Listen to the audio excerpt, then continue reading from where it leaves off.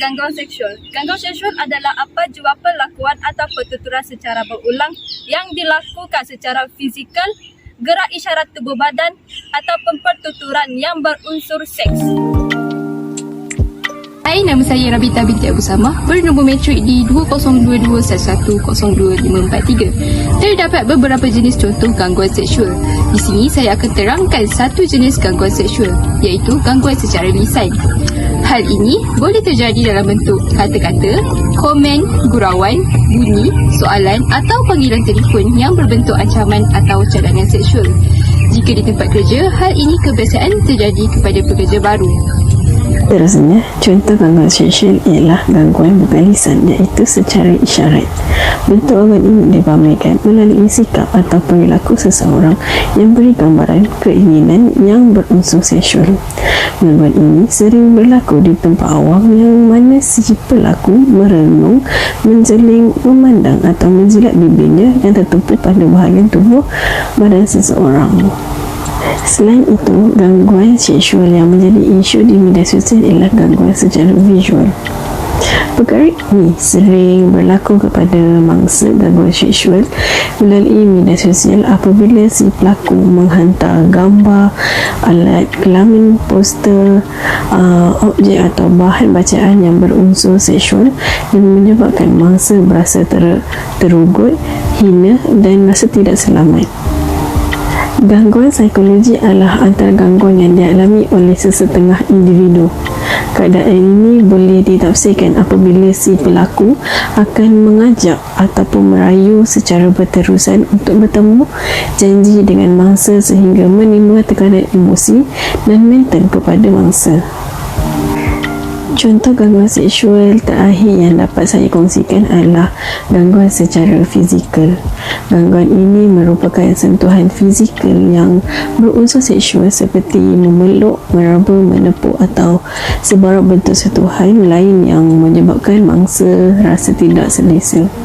Perbuatan ini sering berlaku di dalam pejabat seperti seorang majikan sengaja berada terlalu dekat dengan pekerjanya dengan alasan ingin menyimak tugasan yang diberikan secara terperinci. Seterusnya, kebebasan internet yang menyediakan bahan lucah juga turut menyumbang kepada gangguan seksual. Internet pada masa kini telah terbukti bahawa ianya mudah diakses oleh sebarang peringkat umum. Boleh menyebabkan bahan lucah yang dilihat menjadi sebati dengan diri, seterusnya menganggap perkara itu sebagai perkara biasa, lalu mengucapkan atau melakukan perkara tersebut kepada orang lain tanpa menyedari bahawa perkara tersebut merupakan gangguan seksual. Antara punca berlakunya gangguan seksual ini adalah para pemangsa, tidak kira lelaki atau wanita, gagal menahan diri dan nafsunya dari berbuat perkara yang tidak elok. Setiap insan yang bernyawa sudah pasti mempunyai nafsu yang dikurniakan oleh Tuhan. Maka adalah tanggungjawab manusia itu sendiri untuk menjaga nafsu agar tidak terdorong ke arah kemaksiatan dan kegelapan. Kesan utama daripada gangguan seksual terhadap mangsa ialah dari aspek persekitaran, peribadi dan juga kerjaya. Sebagai contohnya, mangsa lebih gemar mengasingkan diri daripada rakan-rakan sekerja dan cuba tidak menghadirkan diri ke tempat kerja. Hal ini dapat menjejaskan reputasi mangsa dan juga menyebabkan mangsa kehilangan kerja. Dari segi kesihatan, mangsa akan mengalami gejala seperti sakit kepala, hilang selera makan dan juga gangguan tidur. Yang kedua, mangsa akan dilihat dari segi gangguan psikologi. Mangsa akan dilihat mengalami ketidakstabilan emosi iaitu perasaan bimbang, marah dan tekanan perasaan. Oleh itu, mangsa akan bertindak menyendiri dan menjauhkan diri daripada sebarang pergaulan. Mengatasi masalah gangguan seksual. Pertama, segera laporkan kepada pihak berkuasa agar pesalah dikenakan tindakan yang sewajarnya. Kedua, ibu bapa perlulah mendidik anak-anak supaya menjaga kebahagiaan sulit dengan sebaiknya. Ketiga, mewujudkan persekitaran anti-gangguan seksual bagi menciptakan persekitaran yang selamat dan selesa. Dan yang keempat, memberi pendedahan awal kepada kanak-kanak tentang pendidikan seks di sekolah. seksual bukanlah satu perkara yang asing pada masa kini, memandangkan ianya boleh berlaku di mana sahaja dan pada bila-bila masa. Jadi, apakah tindakan yang betul dalam mengelakkan gangguan seksual ini daripada berterusan? Pertama, mangsa perlulah mengenal pasti jenis gangguan seksual yang dilakukan oleh pengganggu, yang mana gangguan seksual ini mempunyai 5 kategori, iaitu gangguan secara fizikal, gangguan secara lisan, gangguan secara isyarat, gangguan secara visual dan juga gangguan secara psikologi. Dengan mengetahui kategori-kategori gangguan seksual ini, mangsa dapat mengenal pasti sama ada dirinya ketika itu sedang diganggu secara seksual ataupun tidak. Yang kedua, mangsa digalakkan untuk membuat laporan kepada jabatan berkaitan ataupun kepada pihak polis, terutamanya ketika mangsa mempunyai bukti yang kukuh bagi menyokong laporan yang dibuat oleh mangsa pada ketika itu. Gambar, chat, video atau apa jua bentuk bahan gangguan yang boleh dijadikan sebagai bukti perlu disimpan untuk tindakan lanjutan dalam laporan kepada pihak polis. Apa sahaja bahan, sama ada dalam bentuk media elektronik ataupun media fizikal, boleh disertakan sekali ketika membuat laporan polis.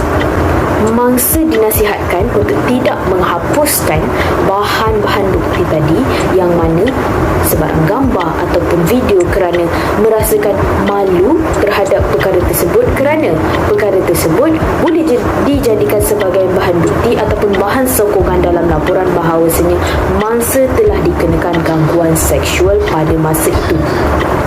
Yang ketiga, sekiranya gangguan yang diterima tidak mempunyai sebarang bukti kukuh yang jelas, mangsa haruslah segera mengambil tindakan dengan beredar dari kawasan tersebut bagi mengelakkan gangguan seksual tersebut berlaku berterusan sepanjang mangsa berada di kawasan tersebut.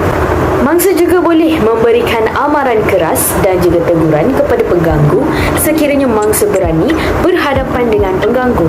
Lebih baik lagi sekiranya teguran itu disertakan dengan bukti-bukti kukuh yang jelas supaya pengganggu tidak boleh menafikan tindakan keji mereka. Mangsa juga perlu bertindak secara waras dan juga tenang dan tidak boleh melakukan sebarang tindakan kekerasan seperti memukul ataupun memaki hamun, kerana ini boleh menyebabkan orang awam ataupun orang sekeliling tidak dapat memahami situasi tersebut. Berkemungkinan besar tindakan tersebut tidak dilihat oleh orang awam pada ketika itu. Jadi, pengganggu tersebut boleh juga memutarbelikkan dan juga memanipulasikan situasi pada ketika itu bagi menunjukkan diri mereka tidak bersalah dan juga diri mereka bukanlah pengganggu yang memberikan gangguan seksual kepada mangsa. Seterusnya, mangsa juga perlu bertindak dengan pantas dalam menyelamatkan diri sendiri daripada kekal di tempat berlakunya gangguan seksual tersebut. Kebanyakan mangsa tidak sedar bahawa diri mereka telah terdedah kepada gangguan seksual dan mereka terus kekal dan diam kaku di kawasan tersebut.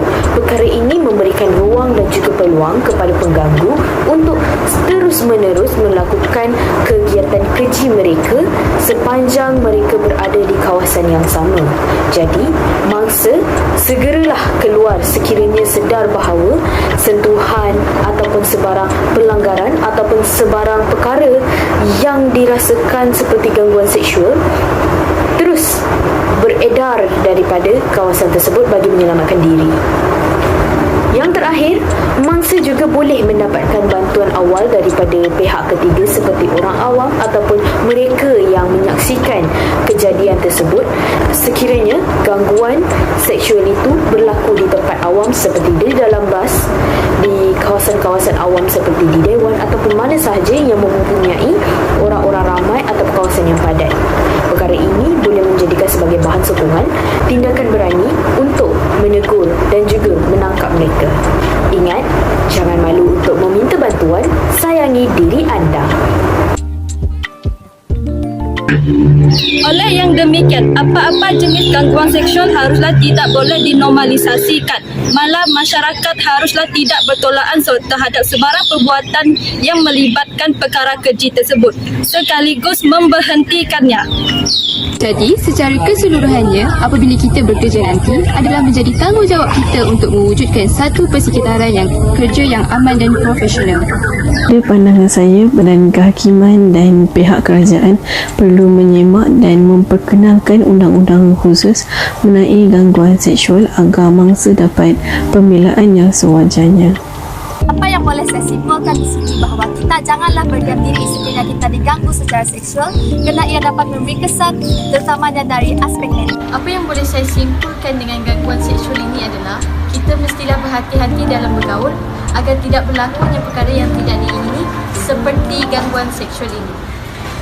Saya berasa simpati terhadap mangsa gangguan seksual yang mana selalunya pihak berkuasa juga tidak mengindahkan laporan yang dibuat oleh mereka. Oleh itu, pihak kerajaan Malaysia seharusnya mengambil serius tentang isu ini untuk membela maruah diri mangsa tersebut, tidak kira jantina sama ada lelaki maupun perempuan. Isu gangguan seksual adalah isu yang serius yang berlaku tidak kira siapa atau di mana juga ia berlaku. Gangguan seksual memberikan implikasi yang besar iaitu implikasi sepanjang hayat kepada mangsa. Ada mangsa yang menjadi trauma sehingga menjejaskan kesihatan mental mereka. Ia lebih menyedihkan kepada mangsa apabila tingkah laku gangguan seksual tersebut hanya dianggap sebagai gurauan, jenaka dan tidak mendapatkan pembelaan sewajarnya untuk mangsa. Oleh itu, setiap orang perlulah mempunyai kesedaran terhadap masalah gangguan seksual kerana ia memberi kesan yang sangat mendalam kepada mangsa-mangsa gangguan seksual.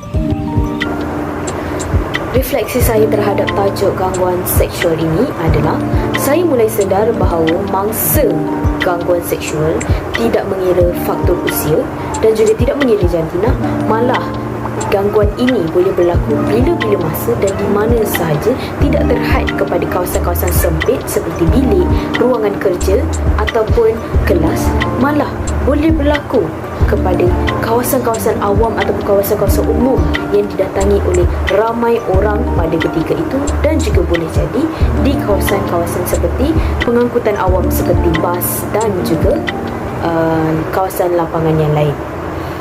Melalui sini saya sedar bahawa tindakan yang boleh diambil oleh mangsa sebenarnya agak terhad, yang mana mangsa yang berani boleh melakukan confrontation dengan pengganggu, dan bagi mangsa yang tidak berani, mereka terpaksa beralih daripada kawasan tersebut bagi memastikan diri mereka tetap selamat.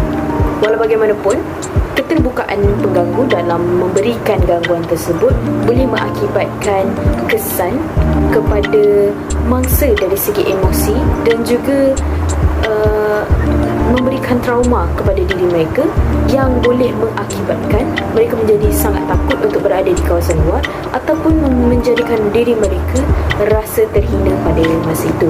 Jadi saya menyarankan semua orang agar turut berwaspada, tidak kira di mana pun kita berada, dan tidak terlalu percaya kepada orang-orang yang kita lihat di sekeliling kita, biarpun kawan sendiri, kerana pengganggu yang memberikan gangguan seksual kepada mangsa tidaklah orang yang tidak kita kenali, malah boleh jadi ahli keluarga sendiri, kawan-kawan serta guru-guru yang mengajar kita turut boleh menjadi pengganggu dan juga memberikan impak yang besar kepada diri mangsa.